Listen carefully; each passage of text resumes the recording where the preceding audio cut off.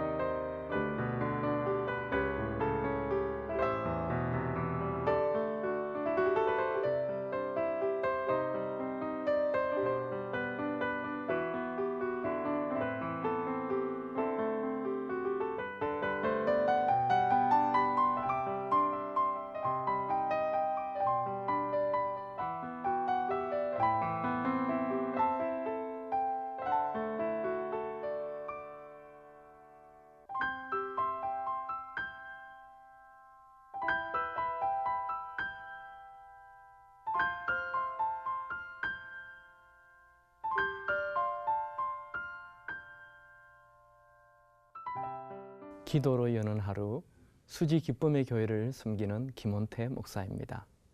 오늘은 예수님의 세 번째 기적을 살펴보겠습니다. 요한복음 5장에 보면 베데스다 연못에 38년 동안이나 아픈 상태로 누워있는 한 환자가 나타납니다. 여러분, 이 사람이 기적을 경험하죠. 누가 인생의 기적을 경험하고 하나님이 베푸신 은혜를 맛보게 됩니까? 하나님이 주시는 은혜를 맛보려면 끝까지 희망을 가지고 살아야 합니다. 예수님께서는 하루 이틀 아픈 사람이 아닙니다. 10년 아픈 사람이 아니에요.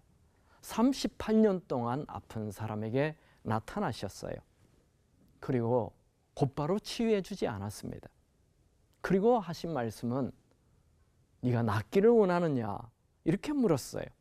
여러분, 병든 자에게 낫기를 원하느냐? 그 질문이 아니잖아요. 당연한 얘기를 왜 하셨을까요?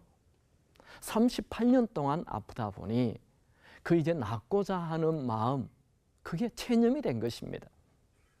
예수님은 네가 낫고자 하느냐라는 말을 던져서 그 긴 세월 동안 자기도 모르게 포기했을지 모르는 그 희망을 지금 키우는 것입니다.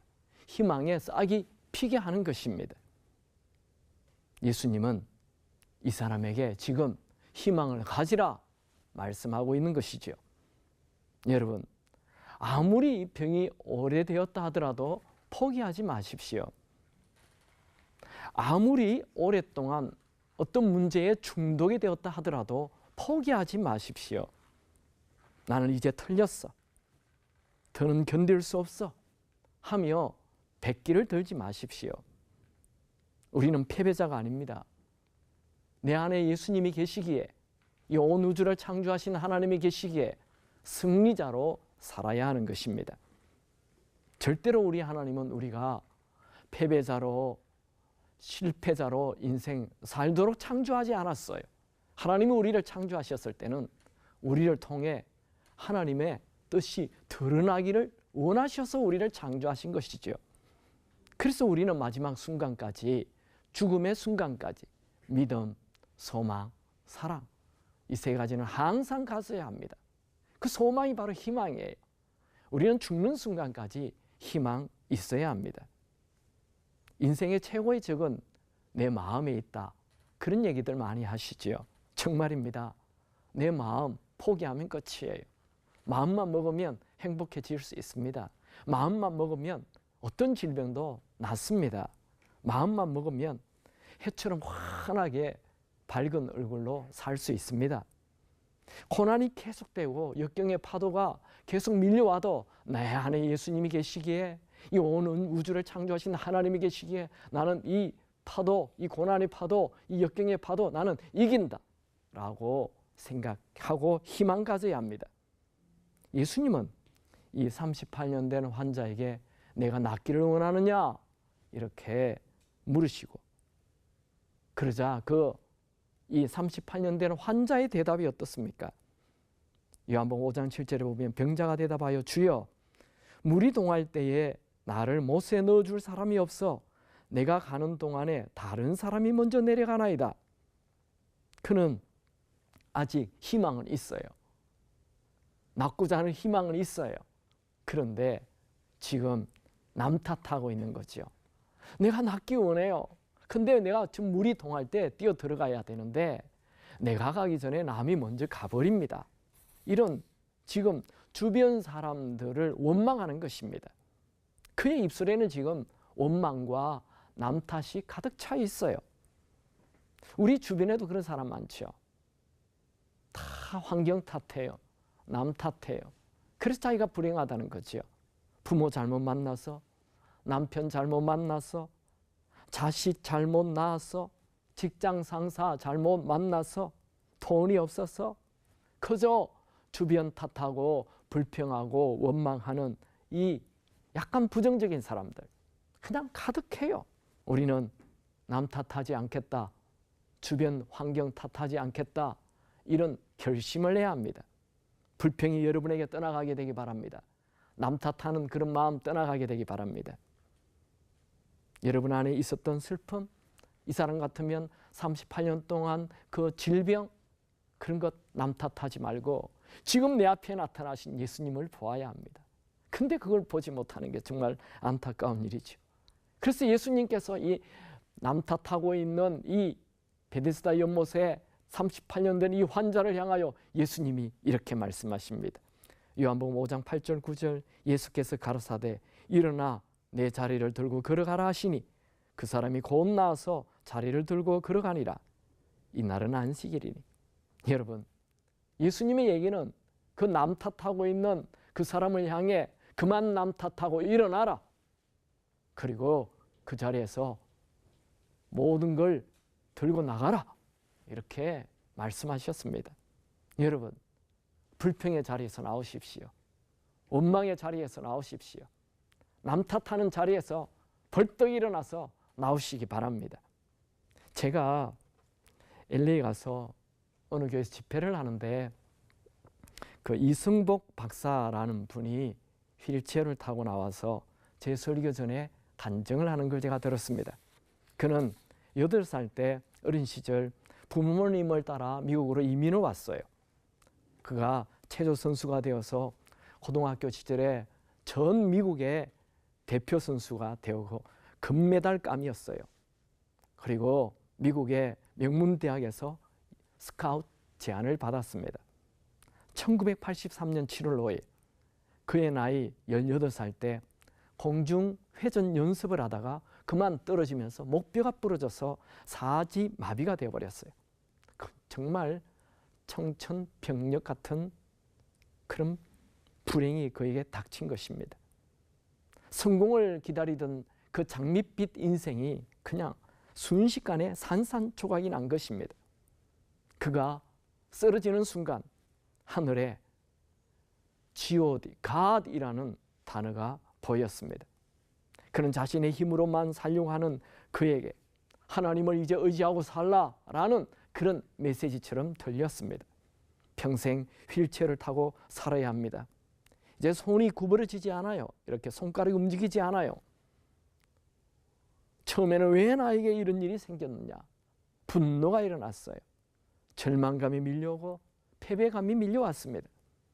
교회에 다니긴 했지만 그저 미지근한 주일날만 겨우 나가는 그런 신앙생활을 하였어요.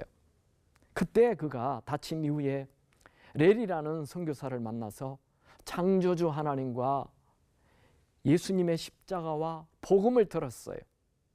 그는 1987년 그의 나이 22살에 예수님을 영접하게 되었습니다. 그 예수님을 주인으로 영접했을 때 초자연적인 일이 일어났어요. 주체할 수 없는 눈물이 흘러내렸어요. 그리고 자기 등을 짓누르고 있는 그 산더미 같은 바위가 순식간에 사라지는 것을 느꼈습니다. 그리스도 안에서 새로운 피조물이 된 거예요. 그는 최악의 절망 상태에서 하나님을 향한 원망이나 이웃을 향한 원망하지 않고 공부를 하기 시작했습니다. 그는 휠체어를 타고 공부한다는 게 너무 어려웠어요. 그가 공부를 하다가 절망이 밀려오면 내가 할 수 있는 것이 공부밖에 없는데 이걸 그만두면 안 되는데 하며 눈물이 막 흐르면서 다시 공부했어요. 남들이 4시간 하면 자신은 8시간 공부를 했어요. 잠도 줄였어요. 그는 희망을 버리지 않았어요. 그는 미국의 명문대학 뉴욕 대학을 거쳐서 콜롬비아 대학원의 공중보건학 석사 과정을 마치고 다트머스트 의대에서 본격적으로 의학을 공부하여 수석으로 졸업했고, 그리고 하버드 의대 인턴으로 수석으로 졸업하고, 지금은 세계 최고의 병원인 존스 홉킨스 대학에서 재활의학 수석 전문의가 되었습니다. 그에게는 좌우명이 있어요. 현실에 충실하되 가슴에는 불가능한 꿈을 품어라. 저는 그분이 한 얘기 중에 마지막으로 한 말이 제 마음에 남았어요. 아무리 어려운 일을 당해도 희망을 버리지 말고 긍정적으로 생각하십시오. 그런 말을 했습니다. 여러분, 38년 된 환자라고요? 도무지 헤어나올 수 없는 깊은 절망의 상황 속에 있다고요? 포기하지 마십시오. 그 포기한 자에게 예수님은 얘기합니다. 일어나라. 그만 불평하고 일어나라. 주님의 말씀이 들어가면 모든 게 달라지는 거예요. 우리의 문제는 돈이 없는 게 아니에요. 내 안에 하나님 말씀, 예수님의 말씀이 내 안에 없는 것이 문제입니다. 하나님 말씀, 예수님 말씀이 내 안에 들어오면 이 절망의 상황에서 일어나는 것입니다. 불평을 버리고 일어나는 여러분의 삶이 되기 바랍니다. 길이 없는 게 아니에요. 예수님 말씀이 길이에요. 예수님 말씀 붙잡으면 모든 게 달라집니다. 은혜는 은혜를 구하는 자, 은혜를 끝까지 믿는 자에게 은혜가 임하는 것입니다. 오늘 주신 말씀을 생각하면서 같이 기도하는 시간을 갖겠습니다. 다 같이 기도하겠습니다.